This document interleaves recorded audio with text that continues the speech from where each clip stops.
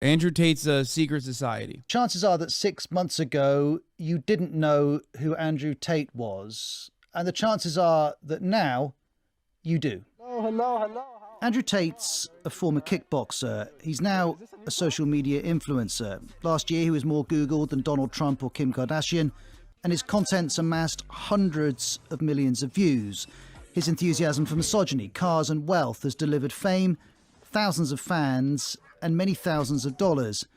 He's also being held in Romania as part of an investigation into rape and people trafficking. Tate denies all the allegations.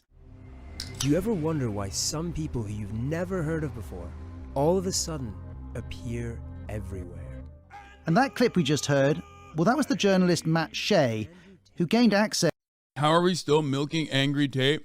The only people that get this bent about like Andrew Tate coverage is like literally Andrew Tate fans who were just like, dude, come on. Just stop. He got owned already, please. Access to Tate's compound in Romania. To get inside, I had agreed to endure a professional cage fight in Romania. I know he's gonna lose, but I'd rather milk this than talk about Ukraine not getting potentially German tanks, okay? This is like at least closer to my plane of existence. But it's also kind of fun at this point because he's, you know, in jail. wow, he's actually in there. Along with 100 Tate superfans. Matt Shea, welcome to the media show. Thank you. You've made this film for Vice. It's called The Dangerous Rise of Andrew Tate. I wonder when you first decided to try and make contact with him. Well, I was actually first brought onto this story by a brilliant journalist and producer called Jamie Tozin, who's been following Andrew Tate for years before he became famous. So by the time we were filming in his compound in Romania, were positioned in such a way that he was just, the calls for him to be deplatformed were just happening, and we had a kind of inside view of him and his inner circle dealing with that. And how do you go about requesting access to Andrew Tate's compound and requesting an interview? Well, I think Andrew Tate was and his team are quite aware of the fact that any publicity, even bad publicity, would help them, and that was perhaps one of the reasons they decided to let us in. I think what they didn't realize was that we were also simultaneously doing an investigation into him that ultimately led to us speaking to, for the first time, some of the women from his past who alleged that he raped and abused them. And when he and his colleagues agreed to let you into his compound and to film, did they give you conditions? Did they say, well, you can do this, you can't do that, you can ask this, you can't ask that? Well, we're always upfront with him that we would be making an objective documentary and telling all the facts as we saw them. But yes, when we were there, you know, there were attempts to control our access. We're moving on from the pointing and laughing phase to the dancing on his grave phase. And let me tell you, this is a bop. Thank you. Leftists are like permanently concerned about like enjoying things. Like, why can't you just like, this is perhaps the most ethical way to consume it. He already is like facing legal consequences for his like horrifying actions. Like, why the f are you now mad that like we're having a little enjoyment out of this, you know? It was infinitely worse. It was infinitely worse months ago when he was not in prison and he was just like running around and doing all chaperones constantly. We were told, don't go in there, that door's locked, if you try and go in there someone will put a gun in your face. We had, you know, sort of tall, scary, intimidating, strong men behind us when we were interviewing everyone, monitoring our questions and all of that. So yeah. Well, thank you for coming on to speak about your film. And Andrew Tate's story more broadly connects directly to how media content is made, distributed, moderated and consumed. And we're going to spend today's edition of the media show understanding that with the help of Matt Shea, but also with Helen Lewis, who's staff writer at The Atlantic, also presenter of the recent BBC podcast series, The New Gurus, which looks at online personalities with big followings. Hi, Helen. Would you consider Andrew Tate a form of guru? Oh, It's going to be funny as when he gets proven innocent, Lamau. Yeah, that'll definitely mean that he was definitely proven innocent. If anything, it'll be funny because, like, you know, he literally said he could bribe his way out of a Romanian prison, and that'll just be the truth again.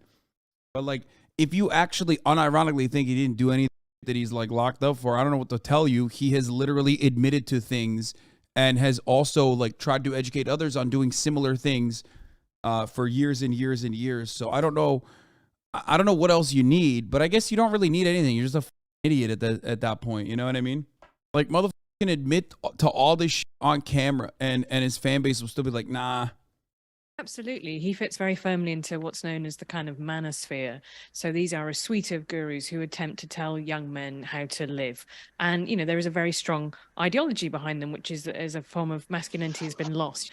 And, you know, having watched Matt's excellent documentary, the thing that strikes me is it's very much like a 13-year-old's boy's idea of what it means to be a man. A guy goes up and introduces himself, my name's Alpha Wolf. And how Matt did not laugh at that point. But it's like so much stuff on the internet where it is both ironic and not ironic, in the sense that they're saying that was one of my favorite moments, dude. I swear to God. Unironically, like a 50-year-old man, a whole adult. You know what I mean? Just this accountant looking at this motherfucker is like, I'm Alpha Wolf. Like, bro, are you what? Like, something has failed in your life so severely for you to behave this way. I'm a misogynist, you know. Of course, everyone calls me a misogynist, and there's understood to be a performance there. By the way, leftist people who are like, why are we doing this still? Me, are feeding into the same exact shit that like Andrew Tate stands are doing in here by being like, bro, you're riding his dick so hard. You're riding his dick so hard. So enjoy that. Enjoy your moment when you get upset about this coverage, because you and the Andrew Tate stan fan base is in unison, operating in the same way at that point. But it is also serious at the same time. And that's something I think journalism really struggles to grapple with, is saying that someone is putting on a show for you, but underneath the show there is something nasty going on at the same time. And we're going to get into those dilemmas, questions for journalists when they choose to interact with someone like Andrew Tate. Let's also bring in Scott Galloway, host of the biggest business podcast in the US, the Prof G Show. I did watch as the well Vice as being video, host yes. of Pivot. Many of you listening will know it. It's a hugely popular tech podcast. Scott Galloway, you're very welcome to the Media Show. Thanks for your time today. Thanks for having me. What lessons are you taking for the media from the story of Andrew Tate and the extent to which his content is consumed? I think it's more spectacle than significant. Or the real learning is how to game the system. And that is, he encourages people to put out thousands of videos that go shorter and shorter and shorter. And he's tapped into the same rage machine that the algorithms love, that both Donald Trump and Elon Musk have tapped into. And that is, the optimal piece of content is something short, compelling, resonates with 60% of your audience, and enrages the other 40%. Because the moment you have rage and conflict around content, you get a lot of clicks, and the algorithms go. Okay, chatters were correct though. This is boring. And all these other ones are annoying too. Let's watch this one. Delusional a lot recently to describe some people and companies.